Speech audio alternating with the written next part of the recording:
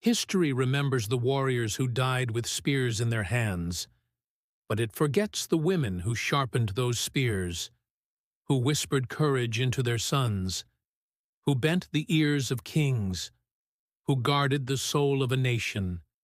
This is their story, the unseen queens of the voices behind the shields. War.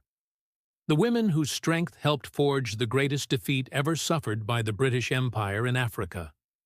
This is the hidden power behind the Battle of Isandlwana.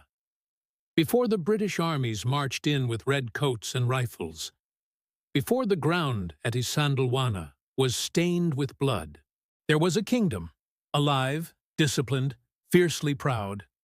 The Zulu kingdom, forged by King Shaka Zulu, expanded by King Dingane, stabilized under King Mpande, and now led by King Cetshwayo Kampande. A nation of warriors, but sustained, guided, and protected by its women. In every Zulu homestead, the Umuzi, men herded cattle and trained for war. But women managed the heartbeat of life. They controlled grain, cattle trading, marriage alliances, healing rituals, even political succession. They were not merely mothers.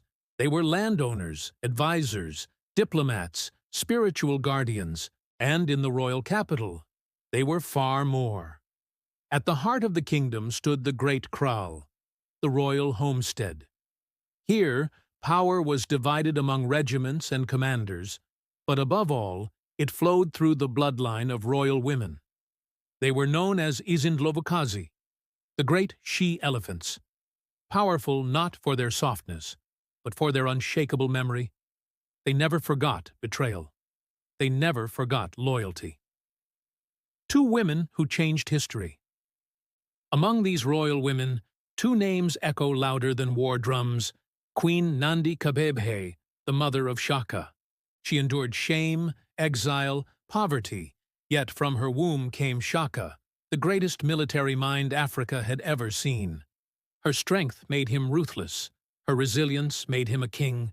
Princess Mnkabai Kajama, the silent kingmaker. Sister to King Senzangakona, aunt to Shaka. She placed kings on the throne and removed them when necessary. It was she who first recognized Shaka's potential. She who later secured the crown for Cetshwayo, preparing him for the coming storm, the British invasion. They never carried shields at Isandlwana, but without them, there would have been no army to fight, no king to lead, no kingdom to die for. Kings wore the crown, but royal women decided who deserved to wear it. In Zulu politics, succession was never simple. The king could have dozens of wives, but only one was chosen as the great wife, the mother whose son would inherit the throne.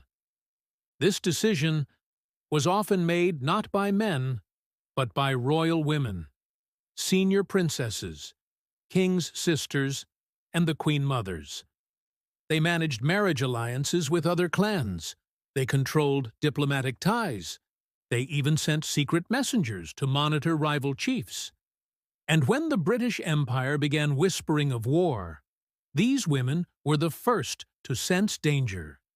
She had lived through 4 kings. She had seen betrayal, civil wars, assassinations. When the British High Commissioner Sir Bartle Frere sent demands to King Cetshwayo, impossible demands meant to provoke war, many men hesitated, but Mnkabai did not. She whispered to the king, "If we bow today, our sons will kneel forever." History remembers Cetshwayo as the king of Isandlwana, but behind him stood the kingmaker. The Zulus believed no army fought alone. Behind them marched their ancestors. Guiding them were women. These were the Sangomas and Isangoma, female spiritual healers and prophets. Before war, warriors entered sacred huts, kneeling before priestesses who read bones, ashes, and dreams. They smeared warriors with white chalk from riverbeds, the dust of their ancestors. They tied leather charms around their arms, amahubalo, to make bullets miss their hearts. Some priestesses warned, "Blood will fall like rain. The red soldiers will come. A moon will die in daylight." They spoke of the solar eclipse, the day history would call the Day of the Dead Moon. Women sang war songs deep into the night, not for celebration, but to remind men that cowardice was worse than death. Their voices rose like smoke. Return with honor, or return wrapped in silence. They did not cry. They did not beg their sons to stay. Instead, they tightened the straps of their shields, pressed their foreheads against theirs, and whispered, "If you meet death, make sure he remembers your name." They prepared food for the march. They filled water gourds. They made sure the cattle were secured in case of invasion. And when the army departed, they stood silent, not waving, not weeping. In Zulu culture, tears weaken warriors. The British did not march into Zululand quietly. They brought rifles, cannons, flags, and the arrogance of empire. They believed no African kingdom could stand against them. They did not fear Zulu spears. They did not fear Zulu warriors. But what they could not see was the silent network of women behind them praying, planning, watching. Royal messengers, often women, moved through valleys at night. They whispered to commanders, counted cattle, listened at European missionary posts. They carried no weapons, only knowledge. And in war, knowledge is sharper than any blade. Morning, January 22nd, 1879. The British camp was calm. Officers drank tea. Soldiers played cards and polished rifles. They believed the Zulus were days away. But on the ridges, hidden in tall grass and ditches, over 20,000 Zulu warriors waited. The formation of legends, the horns of the buffalo. At the royal kraals, miles away, women stood in silence, listening for the distant echo of war horns. Old women stirred ash and bone, reading the winds. Young wives pressed beads between their fingers, praying their husbands would return. A scout fired a warning shot. The hills seemed to move. Black shields, white cowhide, spears glinting like lightning. The Zulu army rose from the earth itself. They did not scream. They sang. And miles away, women heard the sound of the singing. Their hearts tightened. War had begun. Zulu war strategy did not come only from men. Elder women of the royal household preserved military doctrines in memory. Tactics first created by Shaka, refined in council by queen mothers. The warriors charged in three parts: the chest, to pin the British army; the left and right horns, to surround; the loins, young reserves, held back by royal advisers, many of whom were women. Rifle volleys tore through the Zulu ranks. Men fell, but the ranks did not break. Why?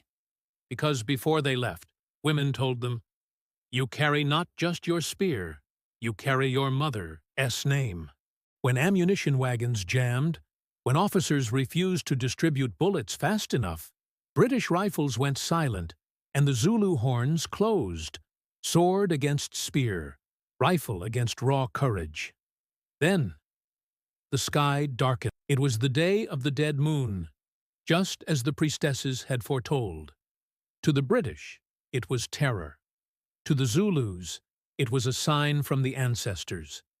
By sunset, over 1,300 British soldiers lay dead, the greatest defeat the British Empire had ever suffered in Africa. And a solar eclipse, but victory did not bring celebration. Women came down from the hills, not to cheer, but to search for their sons, their husbands, their brothers. They washed blood from shields. They closed the eyes of the fallen. They sang mourning songs into the night. News of the defeat at Isandlwana struck London like thunder, an empire that believed itself invincible. had been humiliated by warriors with spears. Queen Victoria was silent for days. Parliament raged. Honor demanded blood. Within weeks, tens of thousands of British reinforcements landed in Zululand. Not just soldiers, engineers, Gatling guns, artillery, supply lines stretching like veins across the land. They came not to negotiate. They came to erase. Back in Zululand, royal women saw the storm before the men did. They warned, "We have awakened a lion, and lions do not forget." They moved cattle to hidden valleys. They sent young boys across rivers to safety. They hid sacred drums, the heart of the nation, from British hands. Some royal women urged Cetshwayo to surrender to save the kingdom. Others whispered, "A broken spear is better than a broken spirit." The British army swept through Zululand, burning homes, slaughtering cattle, the lifeblood of the nation. King Cetshwayo was captured and exiled. The royal kraal was dismantled. The Zulu kingdom was carved into 13 chieftaincies to break its unity. And yet, through this destruction, it was the women who preserved what could not be taken by force. They carried songs. They carried stories. They carried the memory of a people who once stood unbroken. For centuries, history spoke of Shaka, Cetshwayo, the assegai's spear, the horns of the buffalo. But it forgot the women. It forgot Queen Nandi, who raised a king from exile. It forgot Princess Munkabayi, who put kings on the throne and saved the kingdom from itself. It forgot the Sangoma priestesses, who saw the eclipse before the armies ever marched. History called it a battle of men. But it was a war shaped in the minds, hearts, and hands of women. The Battle of Isandlwana was not just a clash of empires. It was the echo of lullabies turned into war cries of mothers who sent their sons to die. Not for glory, but for homeland. The British broke the Zulu kingdom, but they could not break its memory. That memory lives in the rhythm of the drums, in the footsteps of dancers, in the songs sung by women at dusk. Because kingdoms fall, empires fade, but the stories carried by mothers live forever.